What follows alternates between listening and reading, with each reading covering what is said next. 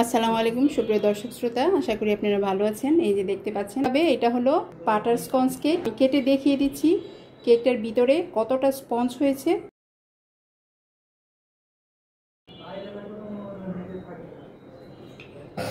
দেখতে পাচ্ছেন, অবশ্যই লাইক কমেন্ট শেয়ার করে দিবেন আর সাবস্ক্রাইব করতে ভুলবেন না।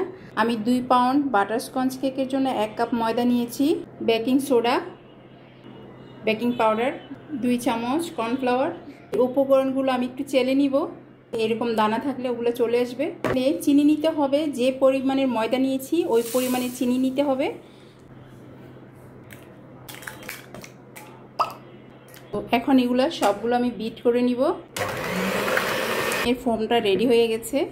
এখান দিয়ে দিচ্ছি বাটার এসেন্স অল্প পরিমাণে। তো আমি এখন আরেকটু বিট করে নিব।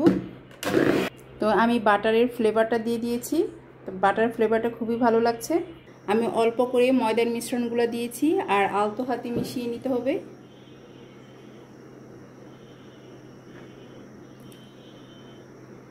পেস্ট হয়েছে, মোল্ডের মধ্যে নিয়ে নিব পেস্টটা।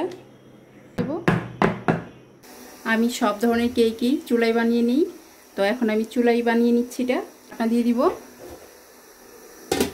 আর স্পঞ্জ কেক খুব একটা সময় লাগে না হতে। চীনা বাদাম নিয়েছি, এগুলো ভেজে নিতে হবে। তো বাদামগুলো ভেজে চামড়া ফেলে নিয়ে আসছি। বাদামগুলো ভেজে উপরের চামড়াটা ফেলে দিয়েছি, আর পাশে যে বাদামগুলো দিব সেই বাদামগুলো নিয়ে নিয়েছি। কেকটা হয়ে গেছে, তারপর একটু চেক করে নিব। দিয়ে দিচ্ছি 1 কাপ চিনি। আমি ক্যারামেল তৈরি করে নিব। তো এখন দিয়ে দিচ্ছি সবগুলো বাদাম। এখন ভালো করে একটু মিশিয়ে নিতে হবে। আমি একটা প্লেটে নিয়ে নিচ্ছি।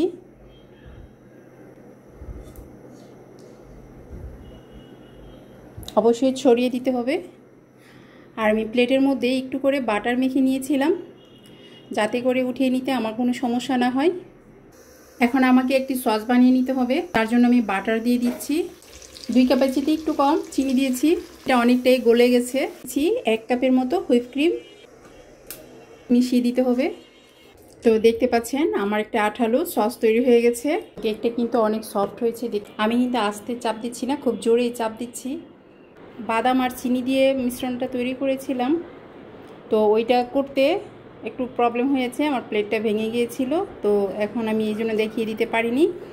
আর এইটা আমি একটু গ্রেট করে নিয়েছি, তবে একটু বেশি গ্রেট হয়ে গেছে। একটু বাদামটা আস্তে আস্তে থাকলে বেশি ভালো হয়। তো আপনারা চেষ্টা করবেন বাদামটা আস্তে আস্তে রাখার জন্য।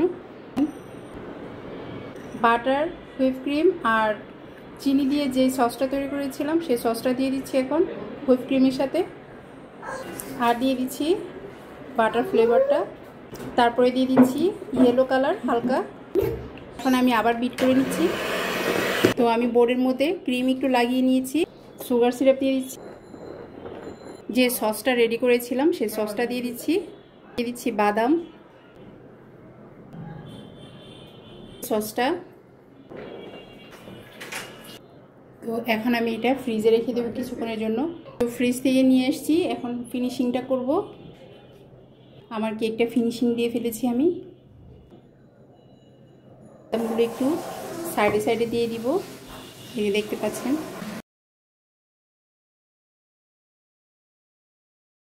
ডিজাইন করে নিচ্ছি।